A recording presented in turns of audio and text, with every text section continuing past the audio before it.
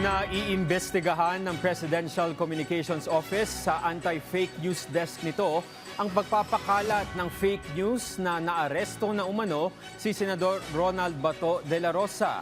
Una nang pinasinungalingan ng Department of the Interior and Local Government ang pagkakadakip kay Bato. Tinawag din ng Malacanang na diversionary tactics ang pagpapalutang na naaresto na ang mambabatas upang malihis ang atensyon ng publiko sa mga impormasyong lumulutang sa impeachment trial ni Vice President Sara Duterte.